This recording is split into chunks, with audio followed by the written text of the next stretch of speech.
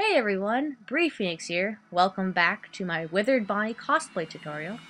Now as you can see, I have finished making the face, the structure, and the structure of the head. Now I'm just completing the back of the head right now. For this, I'm using craft foam that you can get at the dollar store or Michael's. I got mine at Staples. And you want to cut horizontal strips, and you just want to measure it, so it fits your head properly. You don't want it too tight or too loose. So lots of adjustments, lots of trial and error.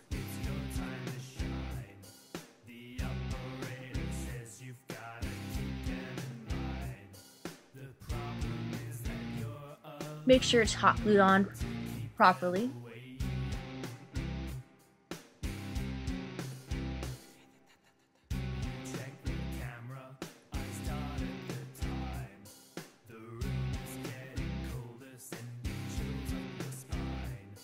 You always want to be checking, make sure it looks and fits right.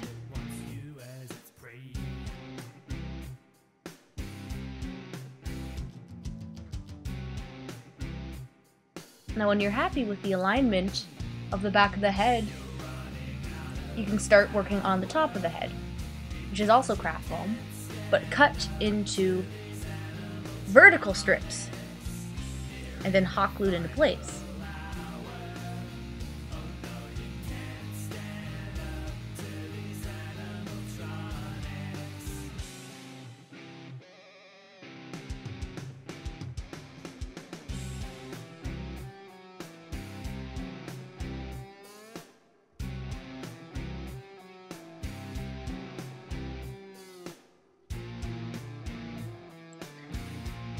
Now it doesn't matter if you have little ridges or it looks a little rough, because you're going to be furring over that anyways, and it's going to smooth all that out.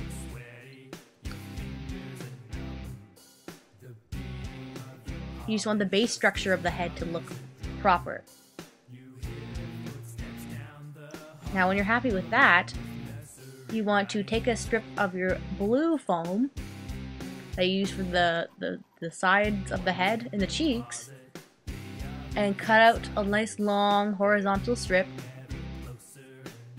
and make sure it lines up well with the sides of your head. That's going to be the front top part of your head, and that's where your face is going to sit right underneath that. Make sure everything lines up properly, and don't forget to trim and round off the edges of the mask. And once you're happy, glue everything down, trim, and shape. You don't want it to look too square.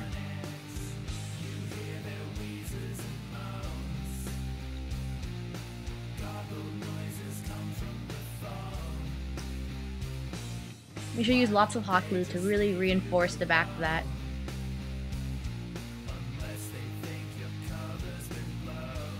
And as you can see, I basically finished the whole head structure of that. It took me over 4 hours to do that.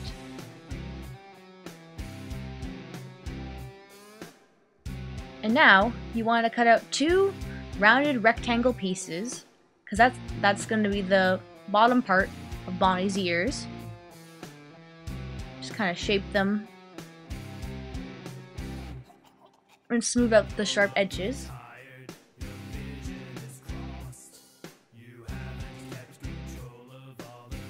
You want to make them both even.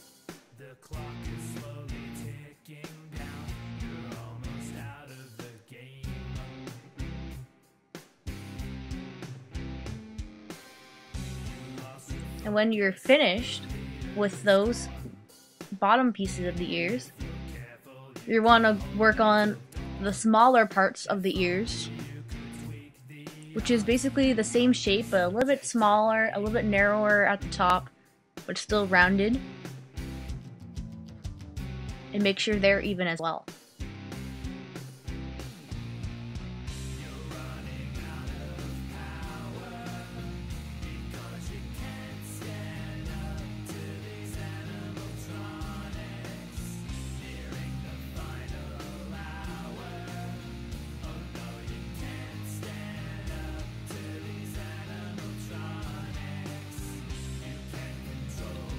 Once you're happy with the shaping and the trimming of the ears, you can start on wiring them. You just take some wire. I got my wire at the dollar store. It just has to be flexible enough that you can bend easily with your hands. Take a very, very long piece and wire it through both sections of the ear and up, and then back through the ear, so the wire goes through like the left side and the right side of both portions of the ear.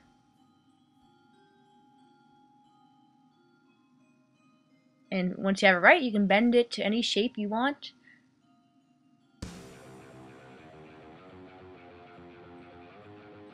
And the ears will stand upright without being too heavy.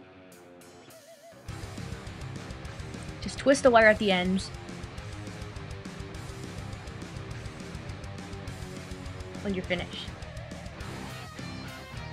Just poke a hole in with an X-Acto knife and stick it in the wire, and then you can hot glue underneath there and the ears will stay in place.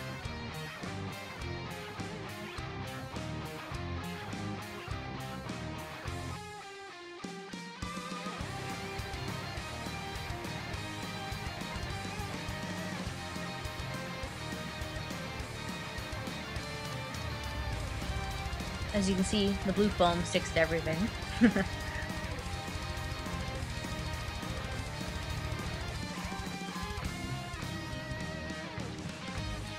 Now, as you can see, you can just bend the ears to any shape you want.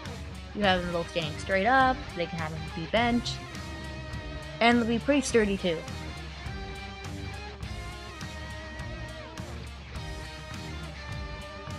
Now, for the eyes, just take a ping pong ball and cut it in half and poke a hole through the center. That's just a little red light I bought at the dollar store.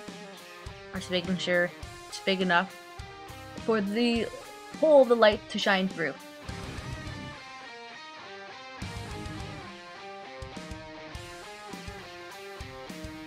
I couldn't find white ping pong balls, so I just got the yellow ones and then painted them white. If you can find white ping pong balls, you can just skip this step of painting them.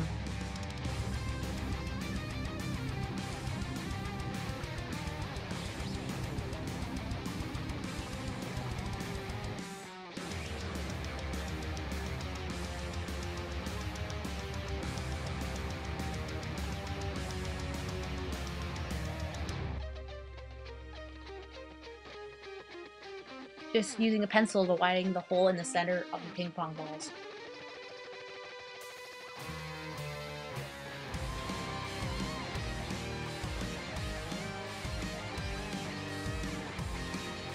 As you can see, the placement of how they're going to look like in the mask when it's completed.